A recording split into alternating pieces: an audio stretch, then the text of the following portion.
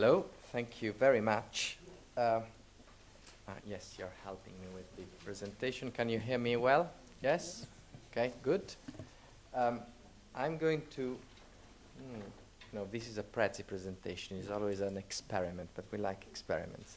So I'm going to cover Europe, which is a deadly boring topic normally, but trust me, I will make it entertaining. I won't bother you with propaganda about my network because I would get bored talking about it. But I just want to say two things which are important and relevant to you. Euclid Network, here we have two partners, S Leaders and Yes. And I want to thank, first of all, Miguel, who is the person actually who brought me to Portugal the first time. So that was something. I think it was even before Yes, or yes, it was before Yes, actually, we were here.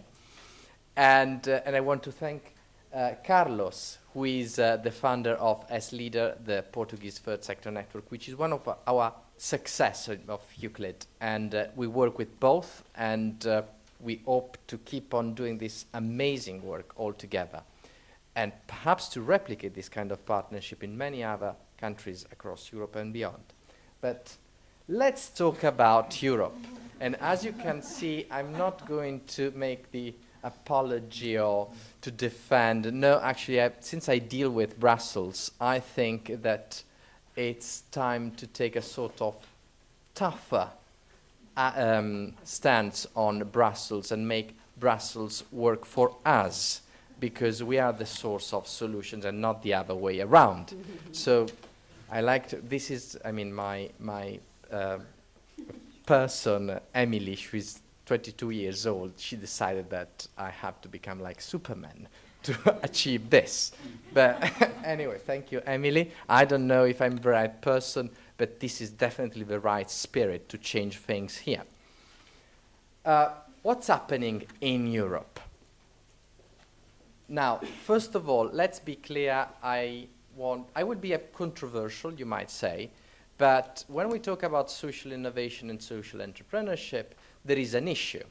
We had some what we call the non-profit purists who think that what we do is somehow wrong, bad, misplaced, and they keep on attacking this emerging industry. Nobody, definitely not in Euclid, we are against the traditional non-profit. I think we need to just find the right way to work together.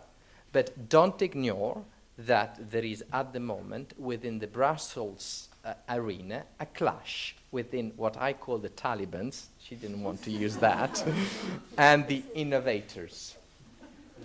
And the Talibans, they look at innovation just a new tag to get funding from Brussels, with innovation as a simple incremental change, while here we are about systemic change. A few weeks ago, I came out with this article that has been summarized, which was very critical about Brussels and the Social Business Initiative.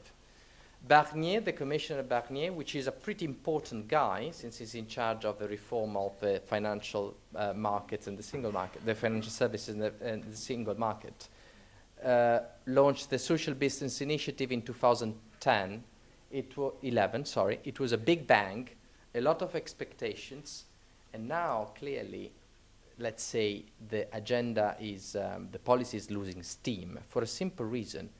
It's becoming important. Money is attached, and so the usual vested interest and lobbyists, they try to stop Brussels from being too innovative. So at the moment, the only real achievement, and something I would recommend to keep an eye on, is on social impact measurement. And this is fundamental, because if we are not able to measure our added value, we don't exist. And especially, we don't exist for the traditional players, first of all, governments. So I'm critical about the Brussels, they deserve it, But at the end, if there is something, a strategic choice to start, this is definitely social impact measurement. That's another interesting image that Emily chose to describe the economic strategy of the European Union. So the Commission has recognized that we are at the core of the strategy of the European Union, but there's still some issues to fix. Definitely, what is clear is we are going to be fruitful. And this has been recognized by the Commissioner, Commissioner Barnier, who is, as I said, very influential, but also a pretty smart guy. And his line about recognizing social entrepreneurship as a core element of economic growth is the most important statement, because anything that was social has always been relegated to that's definitely not the core. It has always been marginal. It's just in this, I would say, few years, starting with social innovation, probably Louise will cover this. So we are talking about 2008, that for the first time the European Union has recognized that there is an economic value in society. So really the beginning. However, we are still not in the room. So we are always outside waiting for the answer, and this is a problem. It's a political problem. Now there is the negotiation on structural funds. You are not inside of the room to make sure that social enterprise and social innovations are part of the program. And I think here in Portugal you should do something. Moreover, we have a single market. Brilliant, but do you know social enterprises able to trade across the single market? Name one. This is an exercise for all of you to think about. Youth unemployment. If you ask me what is the main the challenge for social enterprise in the next days, is youth unemployment. However, the link between youth unemployment and social enterprise hasn't been made in Brussels. We still have social programs and social enterprise there. This is another issue to tackle. And the legal framework. Again, be careful.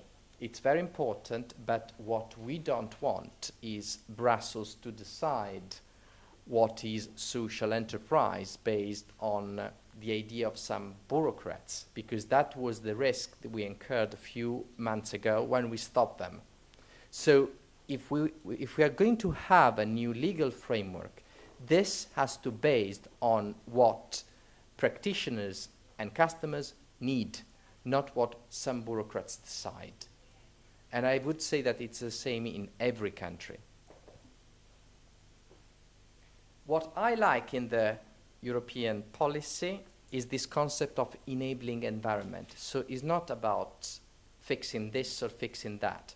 You need to have this systemic approach to grow this emerging industry. Now, I'm going to see a couple of elements of this, and I don't think I won't give you the full picture, but just some pieces. Funding, very important. Access to capital is an issue for this emerging industry. The European Commission will do something, establishing a 90 million fund, putting social enterprise, social innovation in the structural funds. But this is just the beginning. I mean, it's a nice beginning, but not enough. Cutting red tapes. I mean, we can't go on with, talking about millions, billions, and then managing a little fund of 50,000 euros takes days. Enterprises can operate in this way. We have done some work with the financial regulation. There is more work to do, and it's very political because you know perfectly about the attention that public funding experience now. And finally, a fundamental strategic point, there isn't such a thing as Europe or European social enterprise. Countries are different. Every country requires a different approach. We can identify some common lines, but then diversity is the richness of Europe.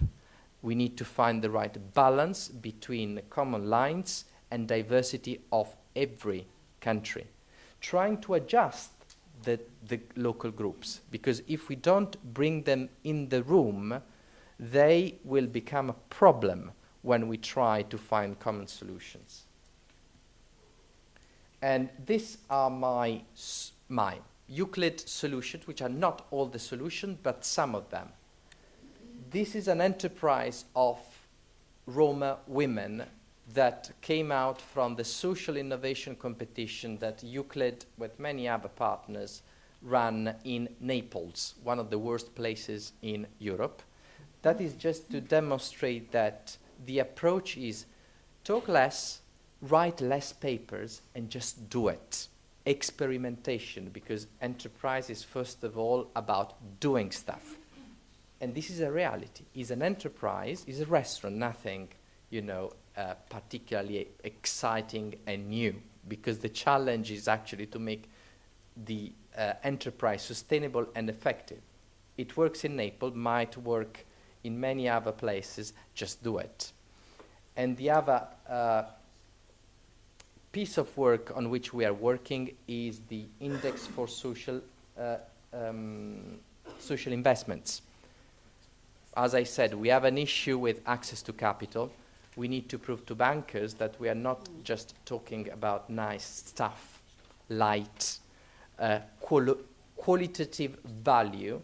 We need to provide figures. Otherwise, bankers don't put the money into the social enterprises. This is just a step. There might be other ideas. Definitely it's very complementary to what the research of MIES. There is another missed opportunity. The European Union is one of the largest donors in the world. This money is spent, not invested. Why are we not putting social enterprise and social innovation in the agenda of the European Union in the world? This is a real challenge at the moment. We haven't succeeded there. But I would like to see social enterprise from across Europe to spread instead of working just locally. And definitely a first step would be the European dimension. I would like to see more social enterprises to get out of their national country. There is a single market. Why the single market is not used by social enterprises? I don't know, but nobody has been able to give me an answer. I would like to understand why. And finally, I wanted to mention this because what MIES is doing with the project is actually very important. The European Commission is actually is funding two projects, one on mapping and the other one on statistics, because understanding what we are talking about beyond the cases approach, the nice little case, is the next challenge. We have to go beyond the nice story. We need to understand what we are talking about in macro terms. So, well done. And it's correct to connect to Brussels because they think that they are the first one to run this. No, sorry, you're a bit late. And actually, probably are doing it in a pretty conservative way. Unfortunately, we have this crisis that is helping us to explore new avenues because, clearly what we have tried so far doesn't work to tackle the actual challenges. So this is a unique opportunity for us to have a say. And this is me. Thank you very much.